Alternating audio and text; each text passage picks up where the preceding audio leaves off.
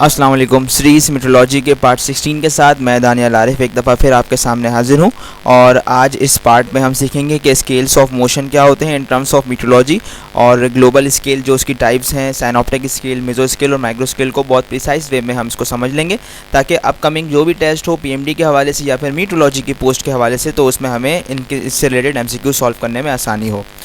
तो scales of motion क्या होते हैं? आसान अल्फाज में बताया जाए तो वेदर को ऑब्ज़र्व करने के लिए मुख्तलिफ स्केल्स बनाए गए हैं।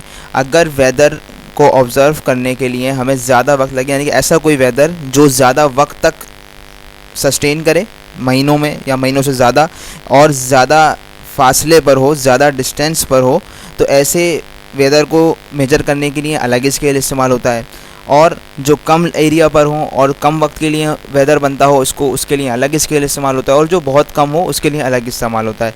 तो ये चार स्केल्स हैं हमारे पास, जिसमें पहला है ग्लोबल स्केल, दूसरा है साइनॉप्टिक, तीसरा है मेसो और चौथा है माइक्रो। सबसे लार्ज एरिया के लिए जो स्केल इस्तेमाल किया जाता है वो करते हैं ग्लोबल स्केल। वो पूरा ग्लोबली होता है, पूरे वर्ल्ड पर होता है, पूरी दुनिया पर होता है। फिर उसके बाद साइनॉप्टिक, ये कितना एरिया होता है इसको हम देखेंगे। उसके बाद मेसो स्केल और तीसरा चौथा माइक्रो स्केल।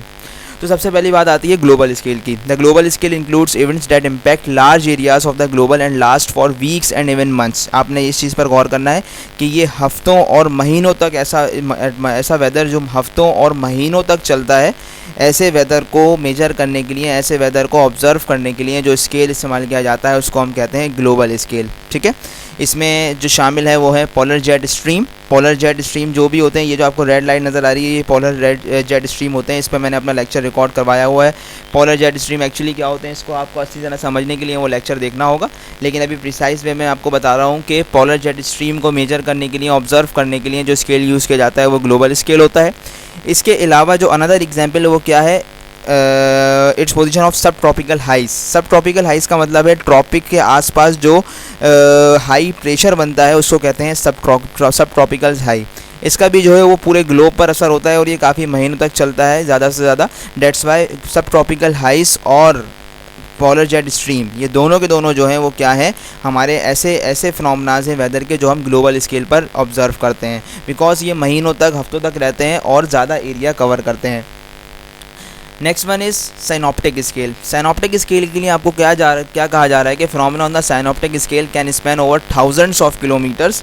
ये पूरे ग्लोब पर नहीं होते, लेकिन इनका जो फासला है, इनका जो एरिया है वो तकरीबन थाउजेंड्स ऑफ किलोमीटर पर फैला होता है और ये महीनों तक नहीं या हफ्तों तक नहीं, लेकिन कुछ दिन तक ये सस्टेन करते हैं। ऐसे फिनोमेनास जो किलोमीटर्स पर, थाउजेंड्स ऑफ किलोमीटर्स पर फैले हैं और कुछ दिन तक सस्टेन करें, उनको ऑब्ज़र्व करने के लिए हम जो डाटा यूज़ करते हैं, जो हम स्केल यूज़ करते हैं वो होता है साइनॉप्टिक स्केल। मिड लैटिट्यूड साइक्लोन्स हो गए, हरिकेन्स हो गए या फिर फ्रंट्स हो गए, फ्रंट्स में कोल्ड फ्रंट्स, वार्म फ्रंट्स दोनों आ जाते हैं। ये सब एग्जाम्पल है किसकी, ऐसे वेदर इवेंट्स की जिसको हम साइनॉप्टिक स्केल पर मेजर करते हैं। ठीक है, और next one is meso scale.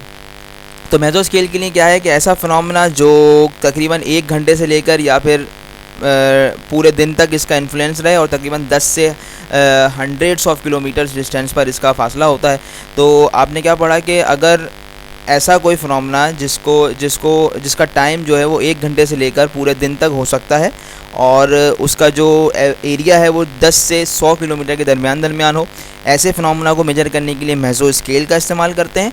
और इसमें एग्जांपल्स जो हैं आपके पास किसकी आती हैं, सी ब्रीज की आती हैं, डिफरेंशियल हीटिंग बाउंड्रीज़ की आती हैं एंड सो ऑन। ठीक है, A weather forecaster will integrate an increasing amount of mesoscale analysis into their forecasting technique when making short-term forecasts such as over the next several hours to one day। अगर कोई weather forecaster है और वो जो forecast करने लगा है वो लॉन्ग फोरकास्टिंग नहीं बल्कि शॉर्ट फोरकास्टिंग करने लगा है, जिसमें वो नेक्स्ट कुछ आवर्स और अगले दिन की फोरकास्ट करने लगा है, तो उसको लाजमी है कि वो मेसो स्केल पर इन फिनोमेनास को ज़रूर ऑब्ज़र्व करेगा, अदरवाइज़ वो शॉर्ट टर्म की फोरकास्टिंग नहीं कर सकता। बिकॉज शॉर्ट टर्म के लिए आपको मेसो स्केल का इस्तेमाल करना लाजमी है, जिसमें आप ऐसे वेदर फिनोमेना को ऑब्ज़र्व करते हैं जो कुछ आवर से लेके पूरे दिन तक सस्टेन कर सकता है और उसका एरिया 10 सेकंड से लेके उसका एरिया 10 किलोमीटर से लेके 100 किलोमीटर के दरमियान हो सकता है।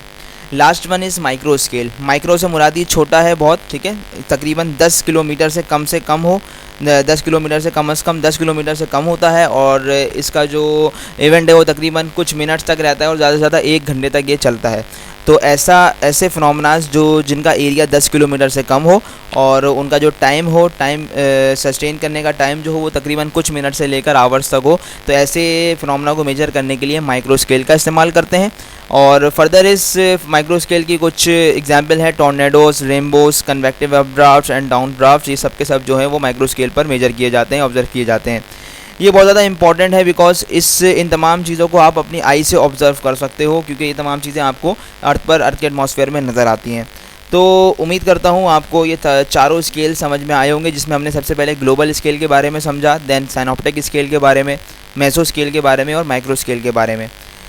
इनको मैंने कंसाइज वे में एक पिक्चर में जो है यहाँ पर शॉर्ट में आपके सामने रखा है। सब स्केल्स ऑफ मोशन में सबसे पहला ग्लोबल है, जो इसकी सबसे अच्छी एग्जांपल पोलर जेट स्ट्रीम है।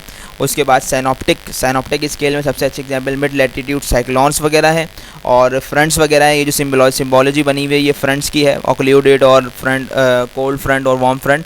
और उसके बाद है मेसो स्केल पे आप थंडर स्टॉर्म वगैरह मेजर करते हैं या फिर हरिकेन मेजर करते हैं। और माइक्रो स्केल पे आपकी बात आ जाती है टॉर्नेडो की। तो उम्मीद करता हूँ ये चारों स्केल्स आपको समझ में आए होंगे। इसके हवाले से अगर आपका कोई भी सवाल हो, कोई भी क्यूरी हो, तो आप मुझसे कमेंट सेक्शन में ज़रूर पूछें। चैनल को लाइक सब्सक्राइब करें और सपोर्ट करें। नेक्स्ट वीडियो तक के लिए अल्लाह हाफ़िज़।